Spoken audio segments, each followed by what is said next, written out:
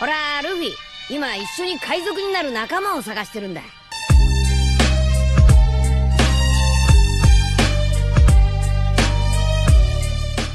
Hello guys, welcome to my channel The Wandering Zoro, your go-to destination for anime-related content. And if you're new here, don't forget to hit that subscribe button and turn on notifications so you never miss out on our latest videos. In today's video, we're going to be diving into part 3 of the series, What If Deku Had Awakened Strongest Psychic Quirk? So be sure to stick around until the end, and let's get started. Valdo sat on his chair, drinking some custom-brewed coffee as he enjoyed the various clips of All Might's last fight with All For One. Despite the poor quality, he was still excited by the fight.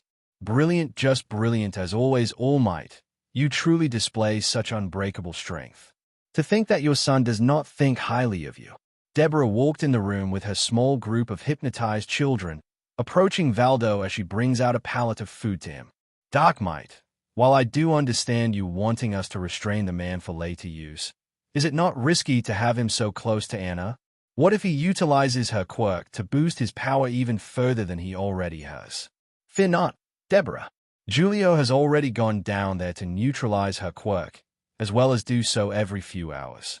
As for his power once you have him under your control again, I have no doubt he'll be more cooperative. If that doesn't happen, I will have to do the unthinkable and eliminate All Might's spawn. Down at the cells, Izuku stared at the blonde woman with an expression of confusion, wondering why on earth a woman wearing what seemed to be a frilly dress was in a damp cell. He questioned her. I see. My name is Izuku. Izuku Yagi. Why are you here? You look a bit out of place in here. The blonde responded in kind. Well, it's just the way I've learned to live over the past few years. Hold on years. Anna nodded at this question, finding no reason to lie to the man. Valdo Galini finds my powers useful, so he decided to keep me here, waiting for the next opportunity to utilize my powers. So I take it that you tried to stop them yourself? Izuku answered, confirming her suspicions. Those guys kidnapped my niece and a couple of her friends. I was hoping to take care of things quickly, but I let my guard down, and that guy who looks like my father took me out with no hesitation. Quite frankly, I'm surprised they haven't killed me yet. Your father, the guy who looks like All Might. A real pain in the butt. I see. By the way, how exactly did he do it? How did he make his face look like my father's? It took a while for Anna to answer the man's question, but after composing herself, she spoke. It's his quirk. Who? His quirk. Yeah, I've only ever seen him use it a couple of times.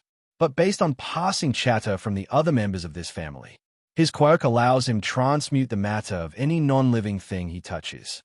However, he was able to change his very appearance thanks to that power. They called it alchemy. Alchemy? Hold on. I thought you were talking about a quirk. I am. That's just what it's called. Anyway, because of his admiration for All Might's strength, he became fixated on becoming every bit like him, including taking his title of Symbol of Peace. Symbol of Peace? Huh? Kind of foolish to pursue that, and team up with someone who mind controls children. But that leaves out one piece of the puzzle. What kind of power do you have that would cause this guy to lock you up? Anna hesitated slightly. Well, I have the ability to modify quirks. Modify quirks? As in change them into something different? No, more like boost their capabilities to new heights. Grant new abilities, and such. It's called overmodification. As long as the subject is compatible, I am able to apply buffs to their quirks for a temporary amount of time. Kind of like what some classes can do in video games. Izuku nodded his head. I see. Having someone that can conveniently boost the power of others is something that is helpful. Are you able to turn it off? No. My quirk is always on, and I end up having seizures as a result. But I always had Julio to keep my quirk in check. Julio? My butler. Though lately he's been forced to be a lackey to those mafiosos, and it's my fault for his servitude. If it wasn't for me, then he could have gotten away from this. He could have lived a normal life, she said, beginning to tear up. Why? Why was I born with this power? Because of it, my father. He.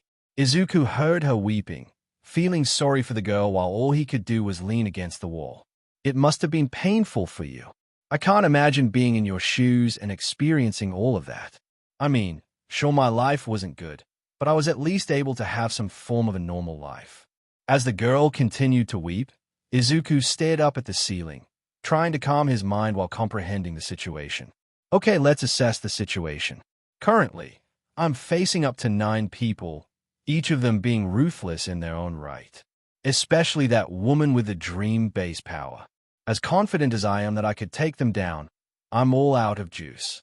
So trying to take them down might end up being an issue. I don't even know if those children have escaped this place, so I can't just go all out should I go 100%. I need to think of a plan. While he is lost in thought, the previously mentioned Julio came down with a cup of tea and opened Anna's cell. My lady, I have your tea. Perfectly made the way you enjoy it.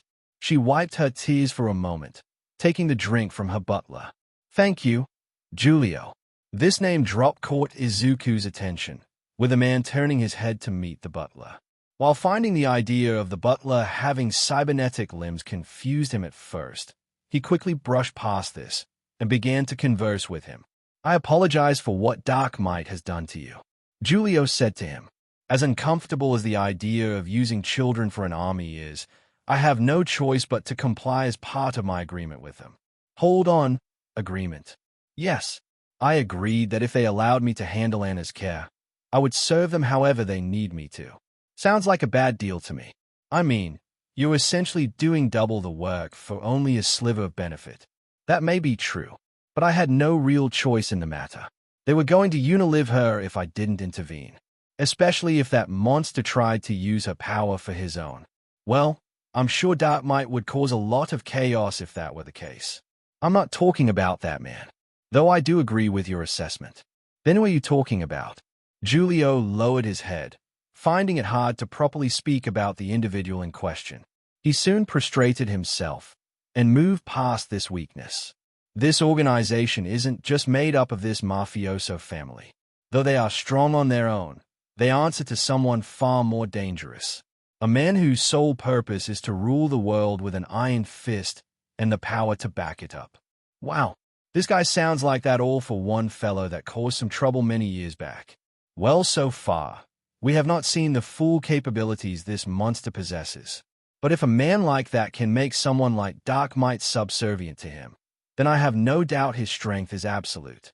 Well, then I have no doubt this Supreme Overlord is going to be a major pain if he ends up the new world leader.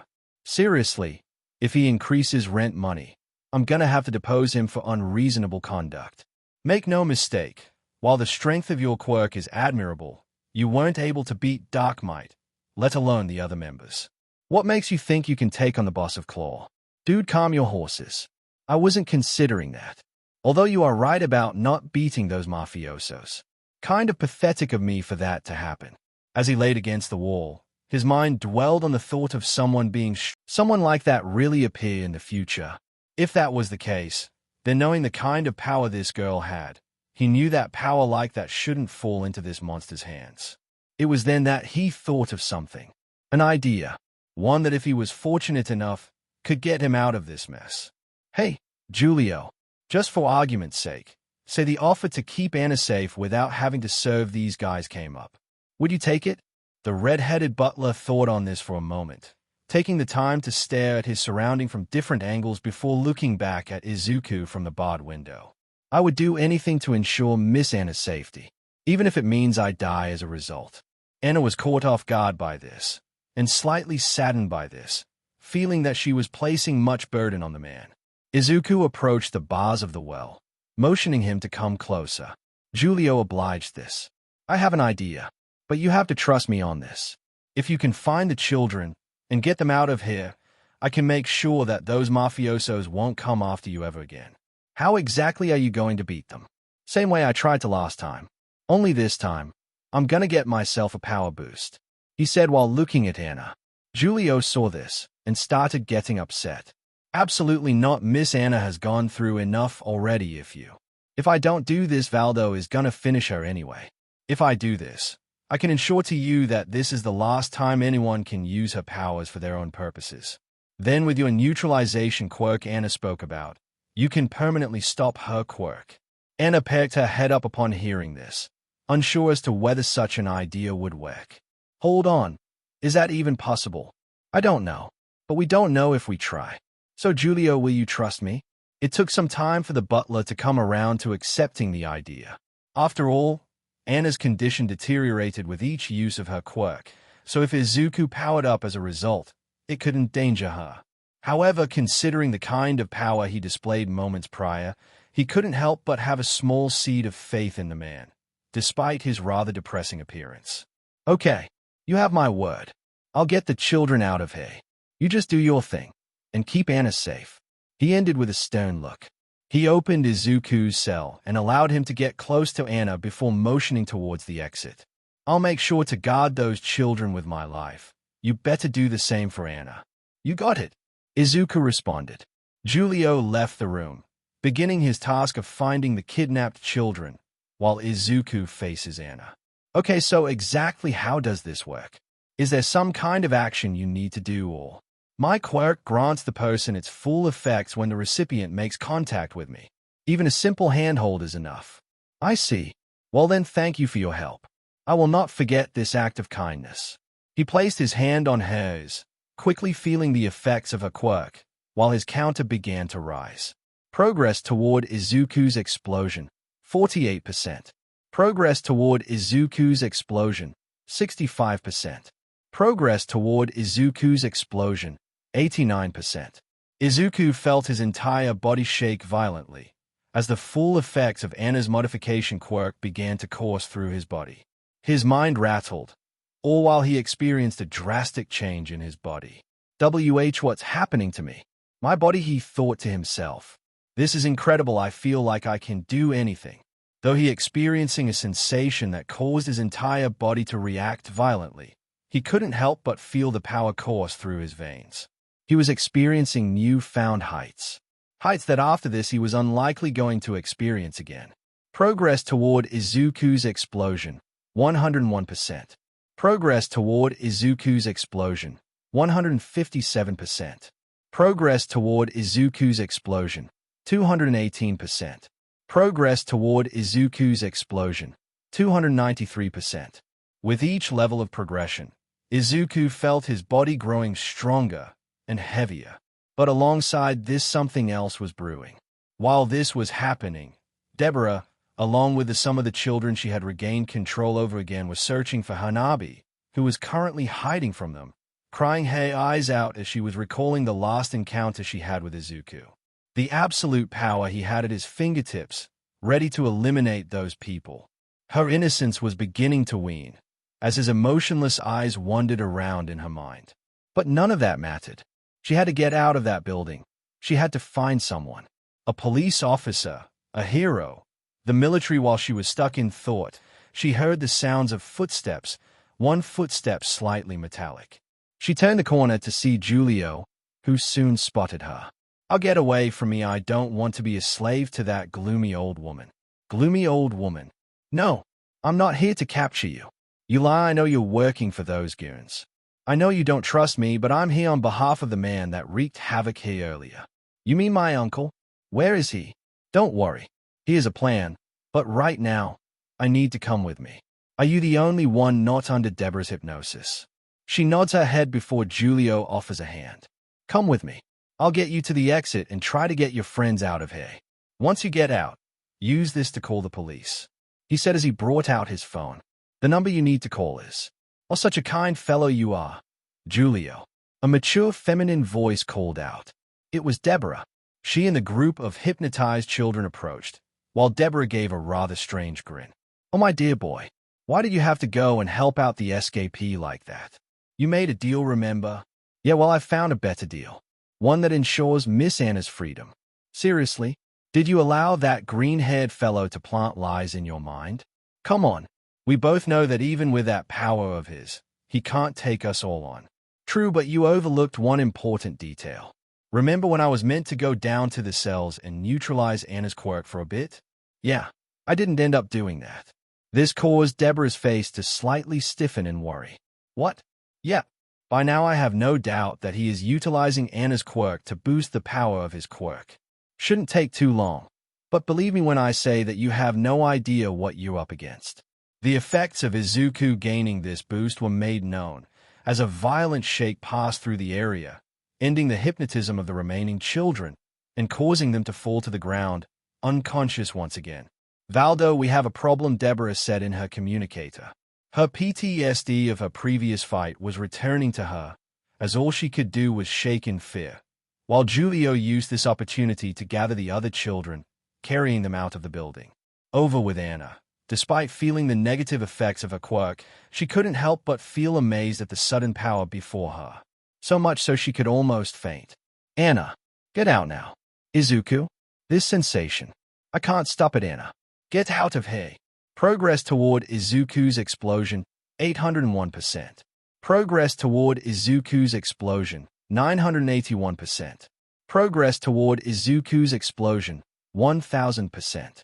Julio ran through the halls of the building, desperately trying to make sure he didn't drop any of the children he was carrying. Despite Hanabi's protests, Julio carried her regardless, as having a child try to run with you could prove futile. Eventually, after a bit of navigating, the group escaped. Power comes from one singular boost. It's too much. How can he contain it? Where is it coming from?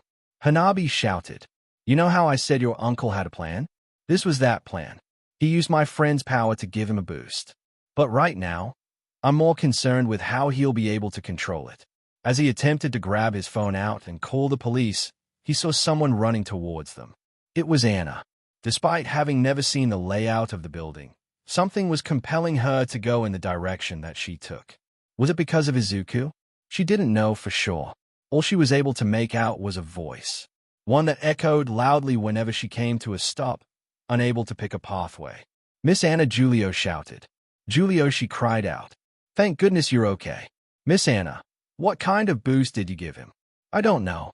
I was just trying to give him a 200% boost of power. Then suddenly this happened. It's a good thing that you didn't suffer a seizure after a boost like that. Anyway, stay with the children for a bit. I have to call the police so they can track us."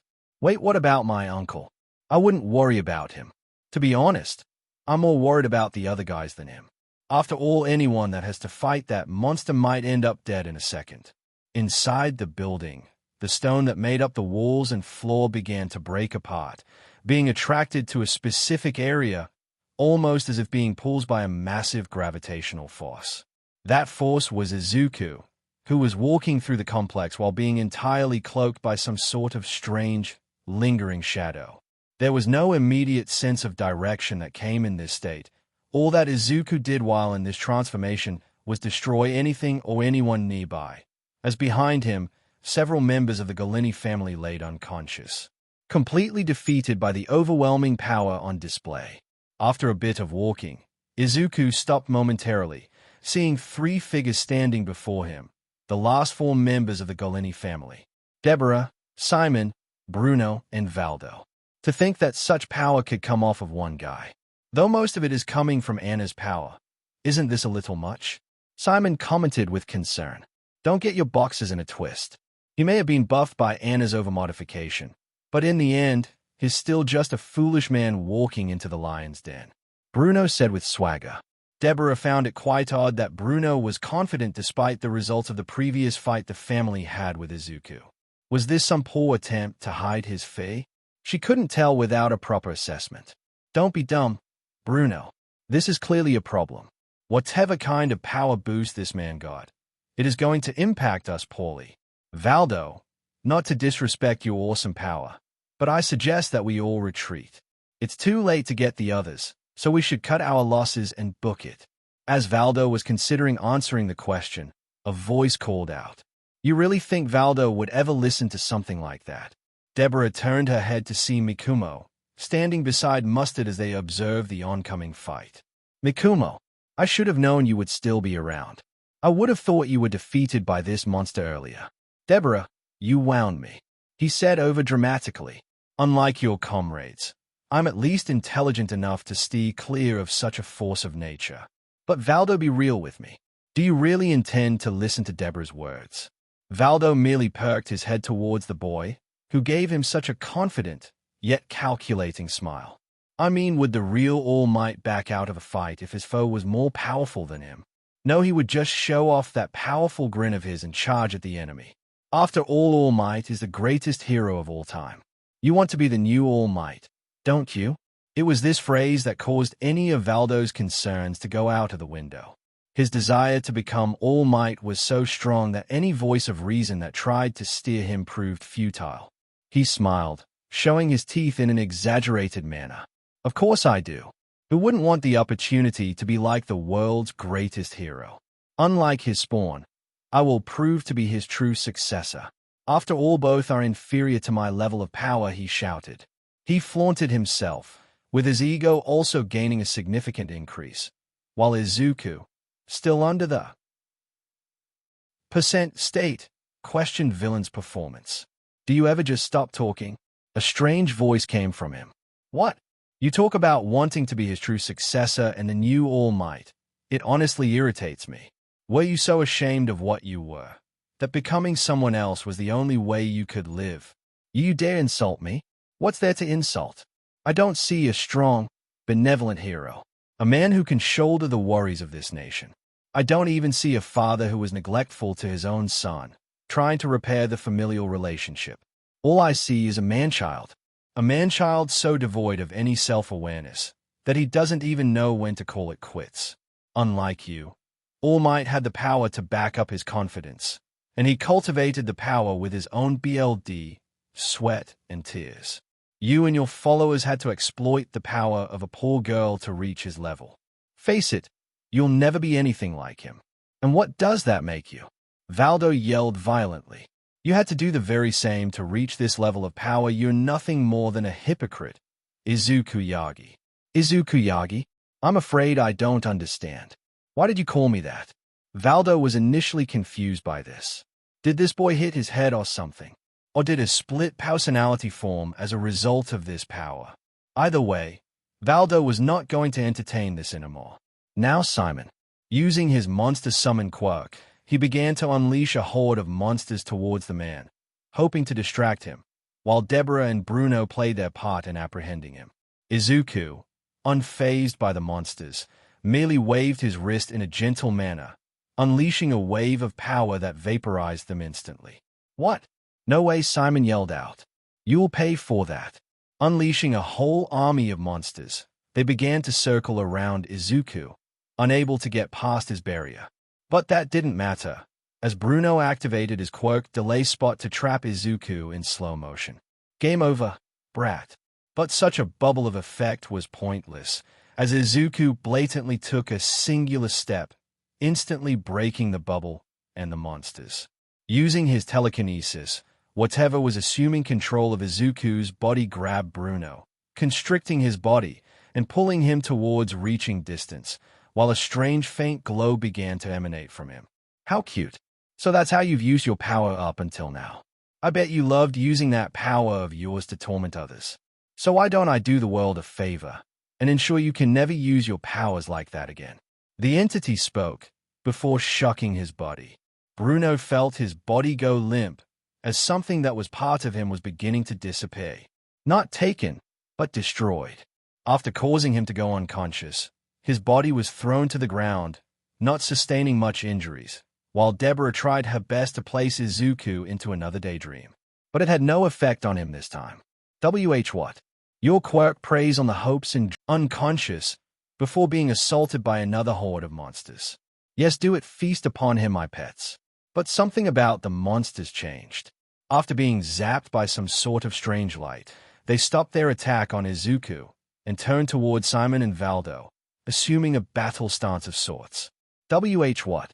What did you do to them? Isn't it obvious? I merely caused their brains to follow a new directive, to follow a new master. The monsters began to charge towards the two villains, quickly overpowering Simon, before attempting to do the same with Valdo. But the villain would not allow such a thing to happen. His body began to grow rapidly, quickly destroying the monsters before charging towards Izuku, clashing with his barrier. So this is the hill you want to die on? All of this trouble just to stop me from being what your father was? I wonder who out of the two of us is wicked now. Valdo in this new distorted form began to send out a barrage of punches, using what seemed to be an altered ultimate move called Torino Smash. But Izuku's barrier maintained its strength, making whatever was piloting Izuku's body laugh. What a fool. You wear my father's face. And yet, despite not being related, you inherited his weakness. Now watch as the power you've accumulated pales in comparison to my own. But as Valdo continued to pummel at the barrier with the power he had accumulated thanks to his Quirk alchemy, Izuku was starting to change once more, much to the detriment of the entity that was controlling his body. Izuku. Percent. Izuku. Percent. Izuku. Percent. YZUKU. 0%. Progress toward Izuku's explosion. 0%. WH what? No way. The power boost that Anna had provided to Izuku has finally diminished. Despite the awesome power that it provided, the evolution to his abilities was not permanent. Not only due to the nature of his power, but also due to his contact with Anna not being continuous. Seeing the open opportunity, Valdo pressed his attack, eventually breaking the barrier and landing a powerful blow on Izuku's face, sending him into a nearby wall. It's a shame that Anna's power boost didn't continue for much longer. After all, had it lasted for another 2 minutes, you would have won the battle. But I'm afraid your little attack against the Galini family and claw ends here. Izuku, now embedded in the wall, could only look on with a 1,000-yard stare, his eyes bearing no signs of consciousness whatsoever. Well, I guess like most side characters, their story ends before the climax even begins. I really do pity you, the son of All Might, and your role is nothing more than to be a side character in my story. That's just life, I guess. But I will at least honor what you sacrificed yourself for. Your niece Hanabi, was it? I won't have her in my army, but she will be the first of many to know the power I possess as I squaw her like the bug. She is, he said with a grin. At that point, some form of life began to return to Izuku's blinded eyes. Though his body was battered and broken, he began to speak. No, I won't allow it. Valdo threw another punch at Izuku, hoping to end the life of what he perceived to be a miserable insect once and for all. But Valdo's last attack was not able to land on the man's body. Instead, it was met by a barrier, one that was both strong enough to tank the blow and crafted in a way that a small bolt of electricity shot out at him, zapping a bit of the villain's strength. He was fuming. WH what? What on earth is going on? I defeated you, so why am I? He saw the light that surrounded him going towards Izuku, who, despite his terrible state, began to release himself from the wall crater that he was embedded in. Impossible. You really must be big-headed if you thought the battle was over the moment that I lost that power boost. Well, too bad the battle doesn't end until one of us gives up. And just so you know, I ain't quitting until I know that my niece is safe. Valdo stood motionless, as he was fully comprehending the situation. How was this guy able to do this? Despite having depleted any and all power Anna's overmodification provided, he was still going fighting, fueled by the desire to protect his niece, began to take on a form of its own. An emotion so powerful that not even the worst of humanity could overcome it. That emotion was love. Progress toward Izuku's explosion, 85%. Progress toward Izuku's explosion, 121%. Progress toward Izuku's explosion, 235%. Progress toward Izuku's explosion, 400%. Progress toward Izuku's explosion, 653%. Progress toward Izuku's explosion, 780%. Progress toward Izuku's explosion, 801%. Progress toward Izuku's explosion, 981%. Progress toward Izuku's explosion, 1000%. Izuku Yagi, 1000% love. Valdo's current form was starting to change rapidly. His once bright blonde hair began to switch not only to its slicked-back appearance, but turned black as dark as the night sky. No, my form, it's reverting back to my weak self. I can't let this continue. He tried to attack Izuku with a barrage of punches, hoping to overcome this monster and demonstrate his strength. But with each punch, he felt himself get weaker and weaker, until all his artificial muscle had ceased to be. In that short moment, Izuku had won the battle without even throwing a single punch. Valdo lowered his head. It's over, you've won. There's no point in me being alive. By now, the authorities are likely to have been called by Julio, so now's your chance. Take my life. After all, I threatened to kill you niece after I finished you. So my life is in your hands now. Izuku stood over Valdo, having returned to his normal state, and having fixed up any physical damage that he had sustained during this entire ordeal. Now what's the point in that? Who? I don't understand. You're sparing me? But why? I was going to unilive your niece, and yet. Listen, what you did back there certainly was troubling. In fact, truthfully, there was a point where I did want to kill you, even before this battle. But what right do I have to decide who lives and dies? After all, I'm just a human. What? But with all that power that you have, why do you call yourself a human? You have the powers of a titan, a higher being. That may be the case in your perspective. But what good would having these powers be if I lose my humanity in the process? For what profit is it to a man if he gains the whole world and loses his own soul? Despite the question Izuku posed on him, Valdo was still confused by what this man represented. All that power, and he didn't use it to enact his own judgment on others. Or rather, he chose not to end the life of another. Are you clinging to some kind of philosophy or something? Maybe, but if I did take your life, I don't think I would have the courage to face my niece ever again, and that would break my heart. Hearing this, Valdo would cease any kind of action, choosing to lie flat on the ground in defeat. I see. Even with all the power at my disposal, I am nothing more than a regular person.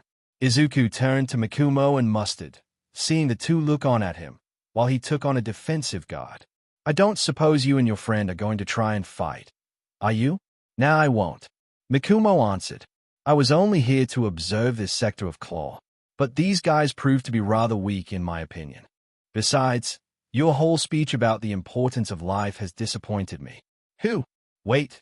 Don't tell me you're one of those edgy teenagers that pretend to be this cold-hearted Terminator-type character that doesn't care about the lives of his enemies. 'Cause if that's the case, you definitely need a therapist. You certainly have a way with words. But no, that is not the case. I say I'm disappointed in you because from the way I saw things, you don't have the spine to end your enemies. Okay, you may have defeated the threat of this mafia family, but someone far more dangerous will come soon. When he comes, you better pray that you defeat and end him, because he won't give you another chance. Izuku merely blinked a bit, before the two began to move. We will meet again. Hopefully when that day comes, you'll understand what I am telling you. Later, he said with a wave. Mikumo and Mustard suddenly disappeared from view, somewhat startling the man, while the sounds of footsteps approach. Freeze, this is the police, an officer called out. Who? Hey, chill out. I'm on your side if you shoot. That's considered friendly fire. While the police officer maintained composure, a hero came up from behind him and de-escalated the situation. This hero was Red Riot. Stand down, officer. Is telling the truth. Are you sure? I'm positive. The one who called us mentioned that someone was fighting against these people. A man with green hair and a gray business suit going by the name Yagi. Now, I know it couldn't have been Izumi, since I know she would never wear a business suit. So you must be Izumi's brother. I thank you for trying to save the children. Who? Red Riot? Oh, right. No worries. Just doing what any normal person would do. But how did you find us? That Julio guy called the police and allowed us to track his phone to ping their location. So we managed to get here just on time. I was expecting to fight whoever was responsible, but it seems like you took care of the problem for us. Thanks for the help. He finished with a thumbs up.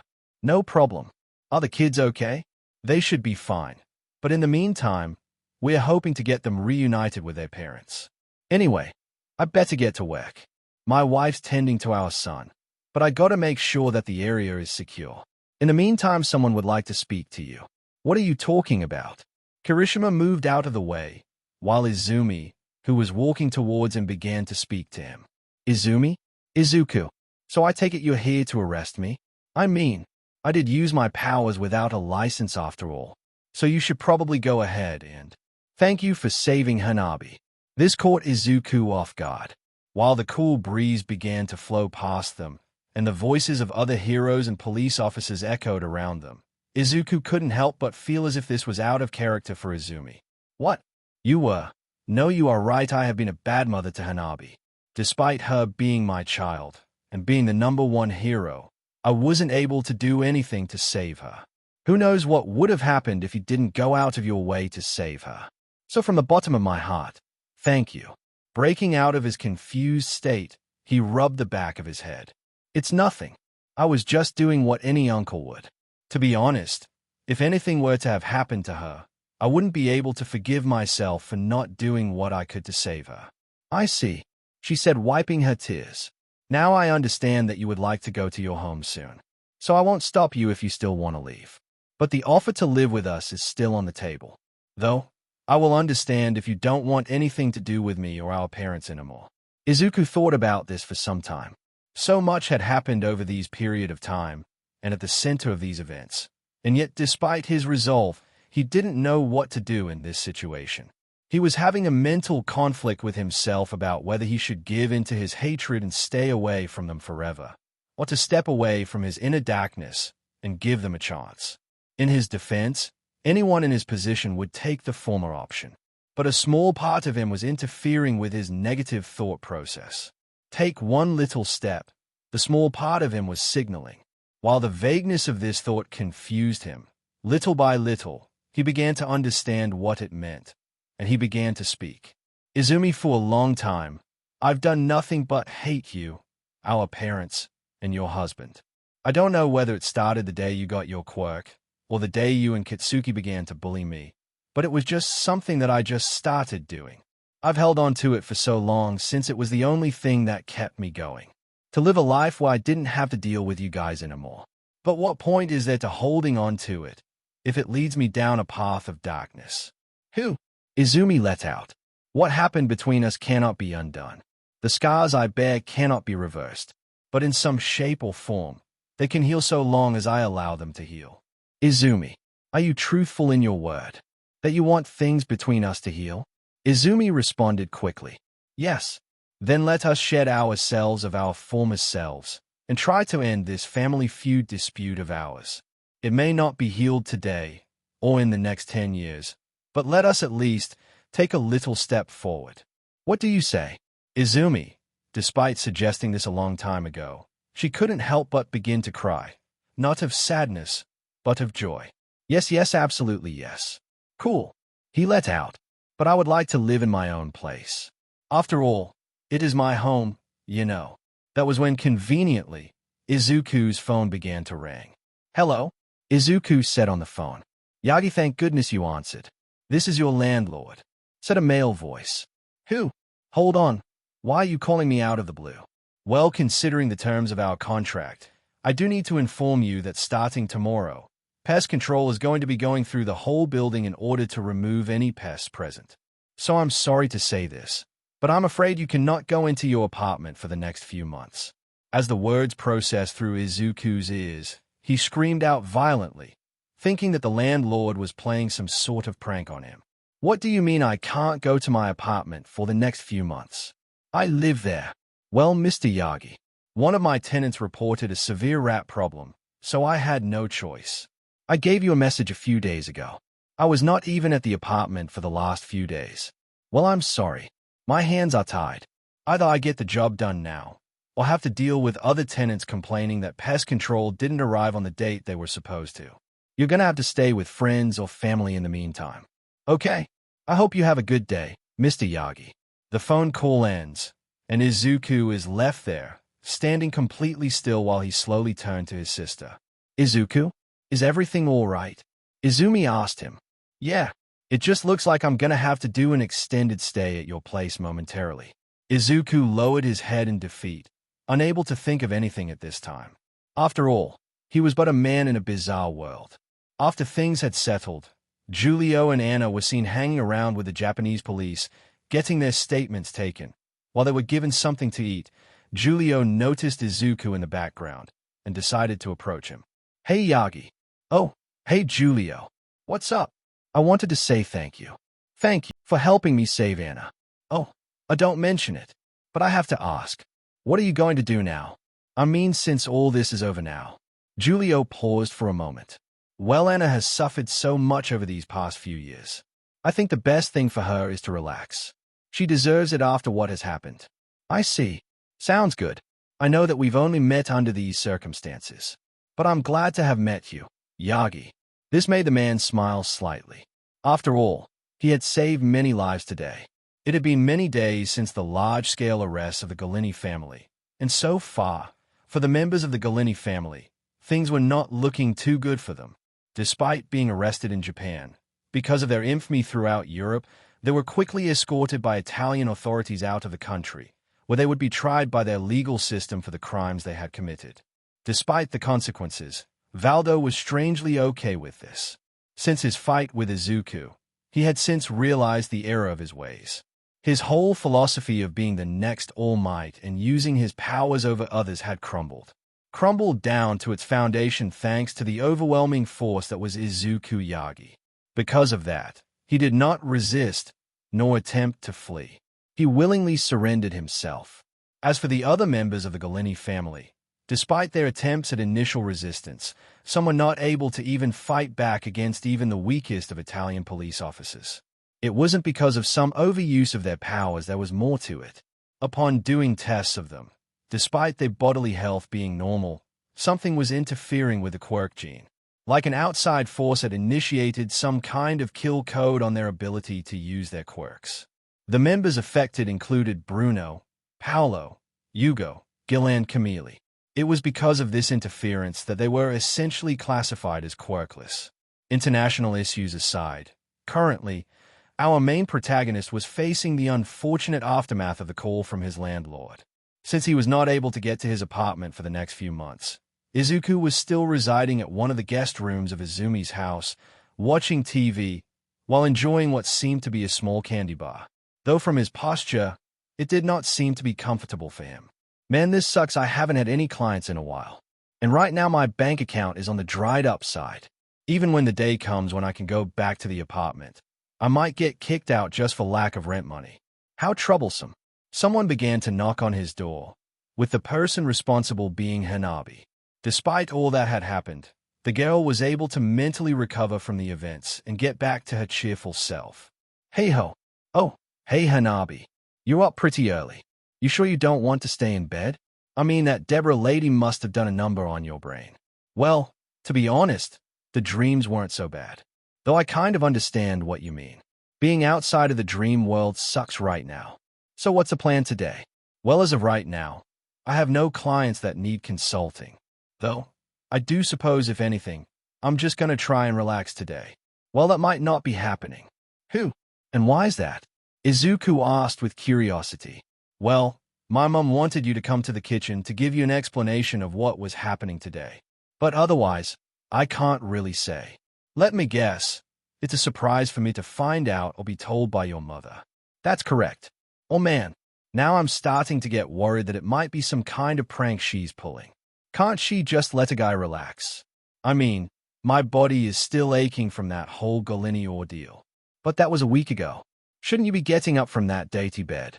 Hey, sometimes staying in bed is the best decision. But that only applies to sick or injured people. You're neither. That may be true. But as a consumer of trashy reality TV, sometimes staying in bed is the only option. There was a slight pause from the two, as Hanabi merely looked at him with a rather emotionless grin.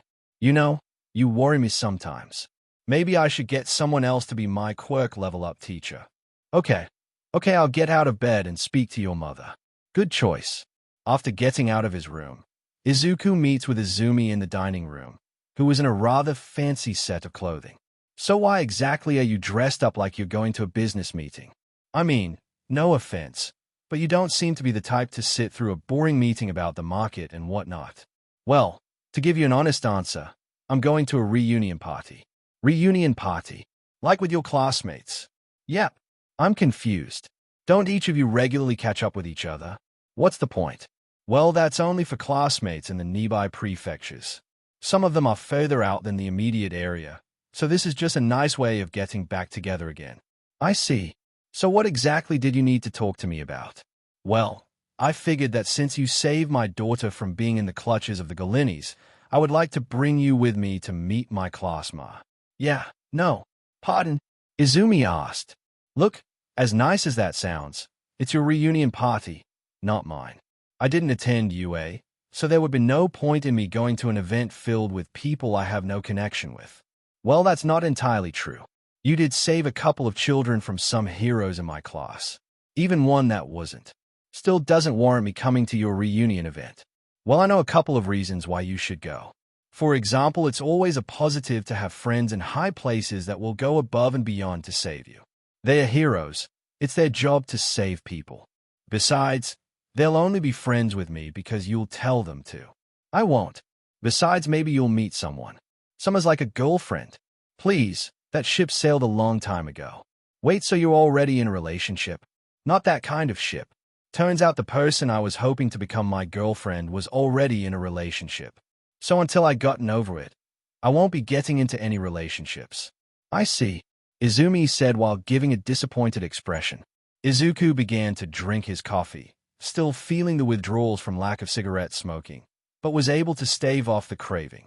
That was when Izumi decided to cater to a different aspect. His appetite. Izuku, what is your food situation like? Mostly just cup noodles and whatever is made here. Why? I should inform you that the event will be catered by Momo Todoroki, who has enough money to hire the best chefs in the world 10 times over. I can promise you that if you come to this reunion party, you'll get to eat some of the world's most delicious food. What do you say? Izuku contemplated this for a bit. Even though he wasn't interested in attending, the prospect of good food did catch his interest. Even if he wasn't going to try every single item, it would certainly be a privilege to try out some exquisite meals. Okay, you've got my attention. When do we leave? 1 hour. You can borrow one of Kitsuki's suits. That gray one of yours might not be good. You do realize your husband has larger muscle mass than me. I would look like a child in a uniform 3 times my size. Fine. Then just his graduation suit. I'm sure that will fit. That was when Izuku was slightly annoyed at this. Do you really think I'm that small? Sorry, she said with a pained expression. Hours had passed, and we see Kitsuki, Izuku, and Izumi in the car together, with Kasui and Hanabi in the back seat as they made their way to the Todoroki residence. I still can't believe we have to go to this thing. Kasui pouted. Why couldn't I just stay at home and play with my toys? Kasui, don't be a brat. Katsuki said to him in a stern voice. Otherwise, I'll take those toys away from you myself until you're 10. This was met by a groan from his child. By the way, that suit looks good on you. Katsuki said to Izuku. I grew out of that when I was 22, so it's nice that it's finally got a use for once. Easy for you to say. You at least have the money to buy new suits. My gray one is a lifesaver in most situations with my client. One wrong spill and it's game over. Well, if you need more suits, just take that one. I've got no use for it anymore. Great, thanks. After a lengthy drive to the Todoroki residence, the group arrived at the large house, where several cars were seen parked at the front. Hey, uncle, let's get going. Hanabi shouted. All right, I'm coming. They approached the front entrance of the home, pressing the doorbell button, sending out a large ring across the house. They heard the sounds of loud footsteps approach, which came from Momo, who was currently wearing what appeared to be a glistening red dress that complemented her hairstyle. Momo, Izumi shouted. Izumi, Momo said, doing the same. The two shared a momentary hug, while Hanabi and Kasui stayed behind their father. Momo, who saw this, got down on one knee and offered a hand. Oh, hello. You must be Kasui and Hanabi. It's nice to meet you. I'm Momo. Hello, Hanabi said to her. Whatever Kasui responds. As Momo got up from her previous stance, she noticed Izuku in the background, who was looking at her with a blank expression. That hair color, those freckles, that unmistakable eye shape. You must be forgive me. But are you a cosplayer or something? Seriously?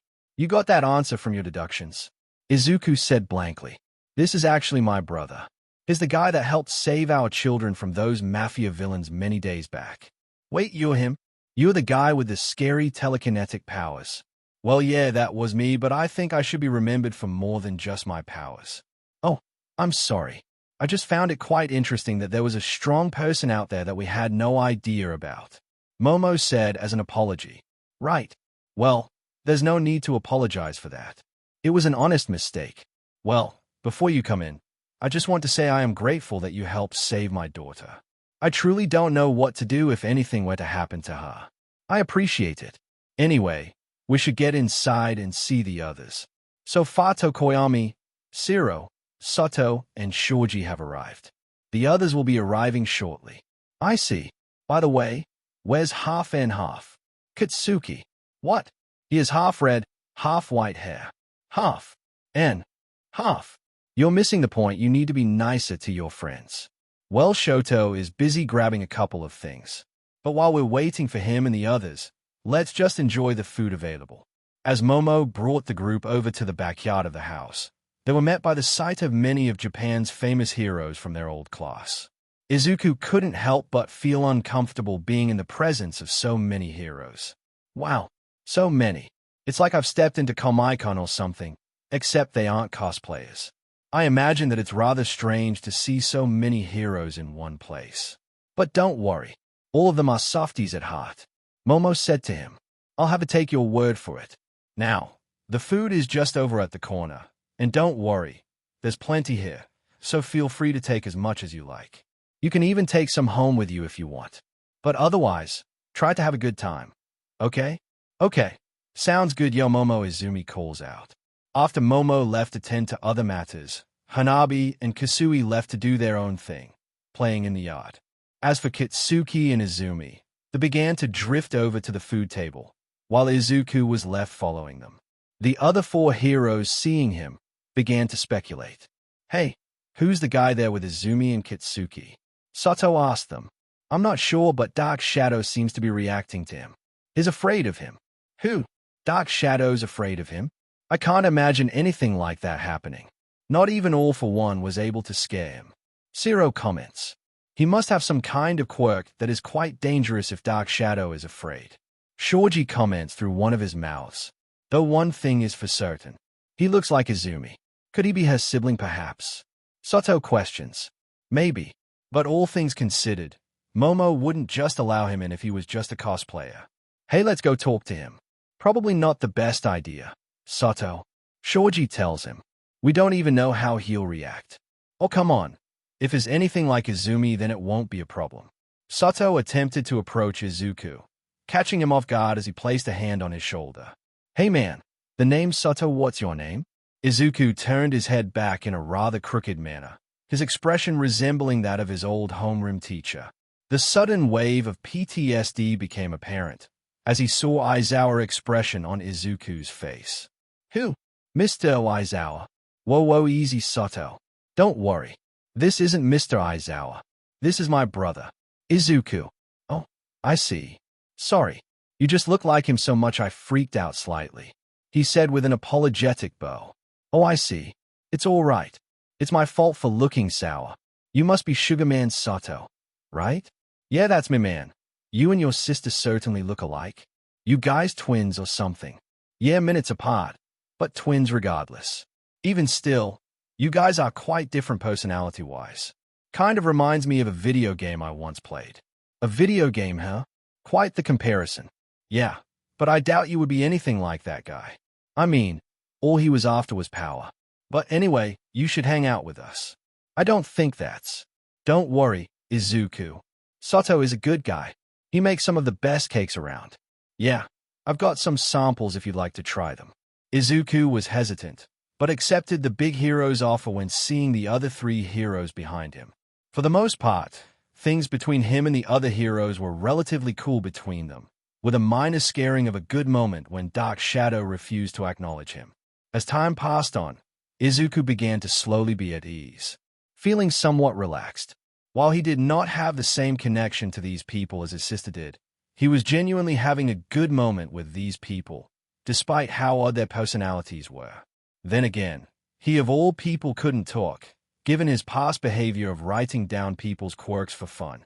Eventually, more and more heroes began to arrive, with the likes of Ojiro and Hagakyu coming down to meet the man, being equally surprised of his relation to Izumi. But as more and more people arrived, Izuku completely forgot about his previous apprehensions of coming, and made himself a rather central figure amongst them, almost as if he had reconnected himself with a family he never got to be a part of. Moments later, an old VW Beetle would pull up on the driveway with a zero-gravity hero, Uravity, otherwise known as Akiko Uraraka, and the rainy season hero, Fruppy, otherwise known as Tsuyu, exiting the vehicle. Close by, however, we also see the Kaminari family pull up afterwards. "Hey Akiko," Tsuyu Kyoka cries out loud, while Denki walked behind her. Kyoka Akiko responded back. The four heroes and Kyo walked up to each other, quickly catching up with each other over what their lives have been like since graduation. Kyo, however, let the grown-up continue their conversation, standing in the background. "So, Zu, how come you and Akiko rode in the same car? My car broke down a few days ago, so Akiko said I could ride with her. Though I must admit, I didn't expect that car to be such a relic, ribbit. Hey, I'll have you know the car is very reliable for how old it is. Akiko, the car is at least several generations old. Maybe it's time to consider an upgrade. I don't know. I think it's a neat little thing." Denki comments. "Denki, I don't think you have any right to comment about another person's car. Hey, I know the difference between a good car and a bad car. Denki, the last time you tried to buy a car, you tried to get a DeLorean because you thought you could travel back in time. Yeah, you have a point there. But enough about that. Akiko, any progress on the dating game lately?" Kyoka asked her. "Well, she blew it with the guy she went out on a date with." "Zu, am I wrong? Oh, how did that happen?" "Well, she set her alarm on the wrong day, so she ended up waking up 1 hour before the date began. Then, it turns out that the outfit she was going to wear didn't get dried, so she had to wear a wet outfit through the whole ordeal. And eventually, she got caught in traffic. By the time she got there, she got a message from the guy saying that he was heading home. Wait a second, couldn't she just use her quirk to get there? Yeah, but I didn't want to abuse my powers like that, but I don't want to discuss this any further. What happened, happened. I can't change that. Well, good for you. But if you need help looking for a guy, I might know somebody who's available." "Really? Wow. Kyoka, I didn't know you had connections, ribbit." "Well, I only met him once, but I can tell you for sure that the guy is a lot more interesting than the guy you were seeing before. He helped us out with Kyo when she was having trouble with her powers, and seems like a decent guy. What else do you know about him?" Tsuyu asked her. "Well, turns out he's Izumi's brother." "Wait, she is a brother?" Kyoka confirmed this with a nod. "Yep, and oddly, he looks exactly like her, minus a few things." The five approached the door and were met with Momo, who upon greeting them had a tender moment with Kyoka before entering the mansion. Now Kyoka, Izumi, and Kitsuki have arrived with their children, so if Kyo would like to play, there are a couple of activities the kids can do. "Alright, sounds good. Also, they brought someone else along." "Oh, and who would that be?" "Get this, apparently the guy they brought along is Izumi's brother." "Hey, we were just talking about him. What's he doing here anyway?" Kyoka asked her. "Well, he got invited by Izumi, I guess. But it's always nice to have extra company come." After walking through the house, the group got to the backyard, where they saw their classmates indulging themselves in fun. Kyoka complimented this turnout. "Wow, gotta hand it to you, Momo. You've really outdone yourself." "Yep, this is my best party yet. I just hope things don't get intense like last time." "Ribbit, don't worry. That party was years ago. I'm sure everyone is mature enough to be respectful." As Akiko looked at the scene before her, her gaze couldn't help but be fixed towards the singular green-haired man standing amongst the group. Something began to light up in her mind, as her mouth began to form some kind of smile across it.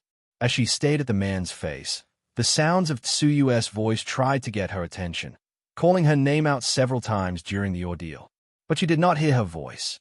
Noticing this, Tsuyu just turned to the others. "Looks like we've lost her. Ribbit. Well, at least it solves one problem. Now I don't have to worry about introducing him to her. So, Akiko, you gonna talk to the guy? Or are you just gonna give him goo-goo eyes the whole time?" "Who? Sorry, I zoned out for a second. What were we talking about?" "Go on. Talk to him. Talk to him. But won't that seem a bit annoying?" "Akiko, you're being paranoid. You can't just assume that he's going to find it annoying. Besides, look at him. He looks like he's having a good time." Trust me, your goal should be to get his number. But you'll thank me later, Kyoka said, before pushing Akiko towards him. Who? But I'm not ready. You soon will be. After pushing Akiko towards where Izuku was, she quickly ran from the scene, leaving Akiko to panic slightly. Izuku got startled by her sudden appearance, finding it odd that she suddenly appeared out of nowhere, only to be too embarrassed to speak. He began to converse with her. "Oh hey. Oh hi," she said with worry. "You must be Izumi's brother. I'm Akiko." Izuku merely looked at her before introducing himself. "Izuku, pleasure to meet you." As the final guest of the reunion arrived, things began to get more lively amongst the alumni of UA. Many began to dance to the music being played. Others played games with each other, from darts to cards, and then there were the small few who just decided to enjoy each other's company. Shoto, on the other hand, he merely looked on at the party, expressing no emotion. But his story will be discussed on another day.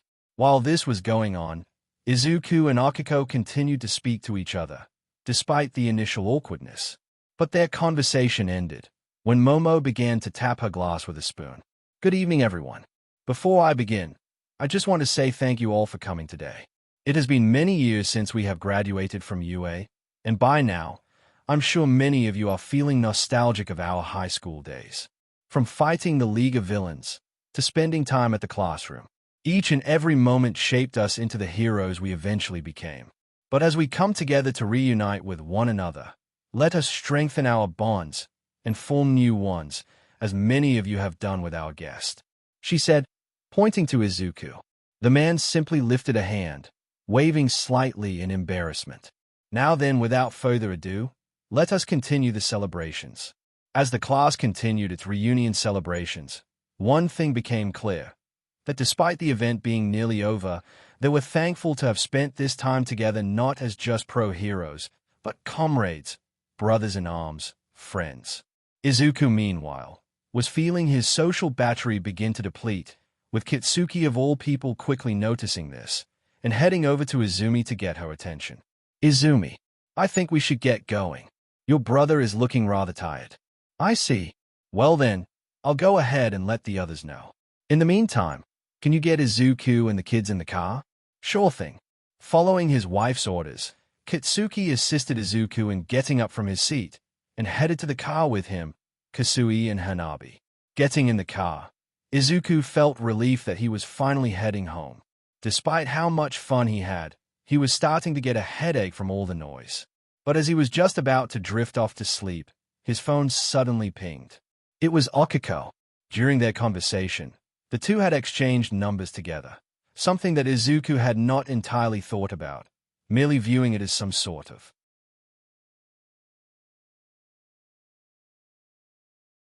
formation of a new friendship. Unbeknownst to him, there was more to this sudden exchanging of phone numbers. The conversation began to flow as followed. Izuku, seeing the message logs between each other, couldn't help but feel slightly at ease. Perhaps he was just reading into the situation a little too deeply. But he would have to worry about that at another time. Sure, why not? He thought to himself while chuckling. "Huh? Hey, uncle. Why are you smiling?" "Oh, sorry. It's just something surprising happened today." Progress toward Izuku's explosion, 10%. Over at the now ruined site of the Galini base in Japan, Mikumo and Mustard were hanging out, enjoying the scenery of the destroyed walls and ceiling, while the night sky illuminated the area. While Mustard was busy playing games on his phone, Mikumo was conducting business of his own. In this case, talking with someone important. He began to speak. "Hey, it's been a while. I almost thought you forgot about me. How goes it with the division I asked you to observe?" An unknown voice spoke. "The new division? Did you not see the news?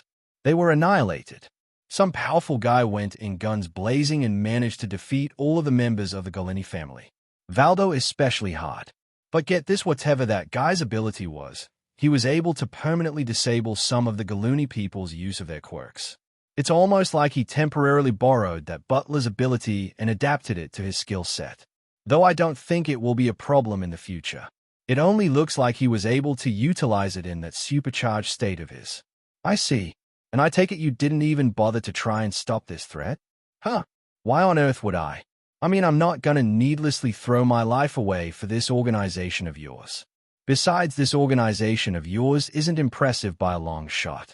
Quit messing around and come back to Japan already, Dad. Because right now all I'm thinking right now is that you are a coward. After hanging up the phone, Mikumo approached Mustard, grabbing him by his oxygen mask and forcing him to walk with him as they left the now-destroyed Galini base. Man, did you really have to taunt your dad like that? I mean, just because you don't like the guy, it still doesn't change the fact that he's your father and all. Mustard said to him, please, that guy hasn't been a father to me since he left Mom and started this little project of his. But I'm gonna change that. Change that how? Exactly? Well, let's just say my father isn't the only one who keeps getting stronger by the day.